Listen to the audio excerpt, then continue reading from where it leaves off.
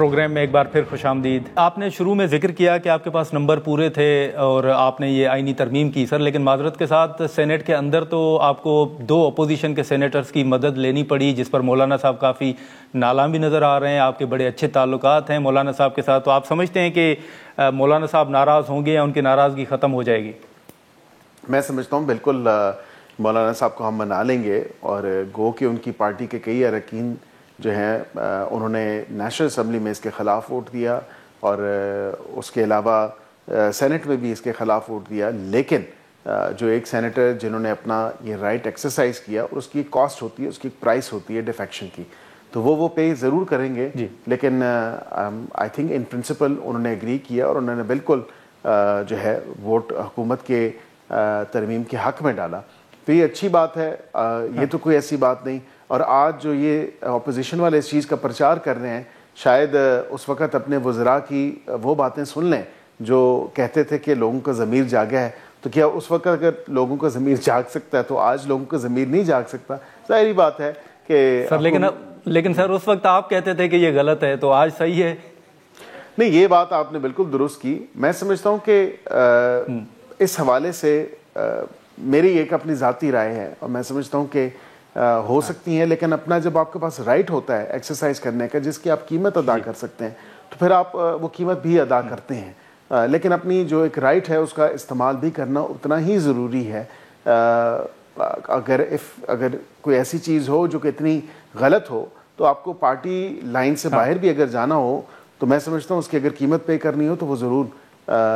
ضمیر کی آواز ہوتی ہے، اور وہ پے کرنے کے لیے انسان کو تیار بھی ہونا چاہیے، پے کرنی پڑتی ہے۔ لیکن سر ابھی ہم نے دیکھا کہ قومی اسمبلی میں اسپیکر صاحب نے ایک مرتبہ پھر اپوزیشن کو، پی ٹی آئی کو مذاکرات کی دعوت دی ہے، اور انہوں نے کہا ہے کہ وہ فیسیلیٹیٹ کرنے کے لیے تیار ہیں اور مذاکرات کے ذریعے آگے بڑھا جا سکتا ہے۔ ایک تو یہ بتائیے گا کہ کیا کوئی ایسا ماحول آپ دیکھ رہے ہیں کہ آنے والے دنوں میں پی ٹی آئی کے ساتھ مذاکرات شروع ہوں، یا دوسری طرف جو آپ کیونکہ وزیر قانون بھی ہیں تو میں آپ سے یہ بھی پوچھنا چاہوں گا کہ جو سہیل آفریدی صاحب ایک یہ دلیل دے رہے ہیں کہ عدالتی احکامات ہونے کے باوجود ان کی خان صاحب کے ساتھ ملاقات نہیں ہو پا رہی، تو بطور وزیر قانون سر آپ بتائیں گے کہ اس ملاقات میں پھر رکاوٹ کون ہے اگر احکامات موجود ہیں عدالتی؟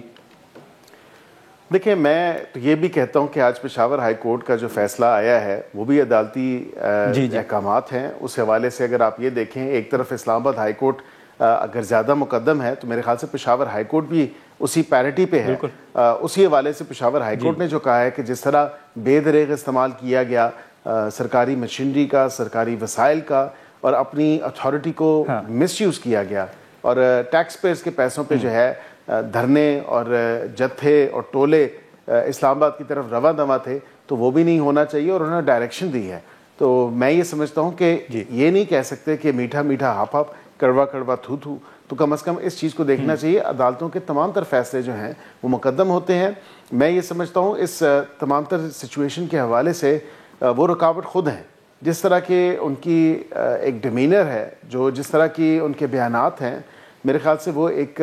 صوبے کے وزیر اعلیٰ ہیں، اور وہ خود ہی اسی بات پہ تلے ہیں کہ میری ملاقات نہ ہو، تبھی ایسی سٹیٹمنٹس آتی ہیں ان کی طرف سے۔ برکیف میں یہ سمجھتا ہوں کہ ان کی ملاقات ہونی ہے تو ہو جائے، لیکن اس ایشو کے حوالے سے جو دوبارہ پیشکش ہوئی ہے جس پہ آپ نے ذکر کیا کہ اسپیکر صاحب نے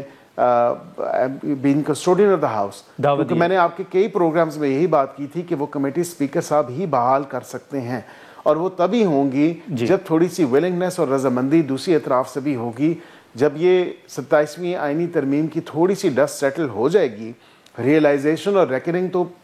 اپوزیشن والوں کو ہو چکی ہے، تو آپ دیکھیے گا کہ تھوڑا سا ٹائم گزرنے دیں، یہ تمام تر معاملہ جو ہے دوبارہ ان کمیٹیز میں ہی آئے گا، اور بات چیت کا جو دور ہے وہ سلسلہ وہ دوبارہ شروع ہو سکتا ہے، لیکن اس کے لیے اپوزیشن کو وہ ادراک ہونا ضروری ہے، جو کہ میں سمجھتا ہوں جلد ان کو ہو جائے گا۔ ناظرین، یہاں پر ایک مختصر سا بریک لیتے ہیں، اور بریک کے بعد یہیں سے گفتگو کو آگے بڑھاتے ہیں۔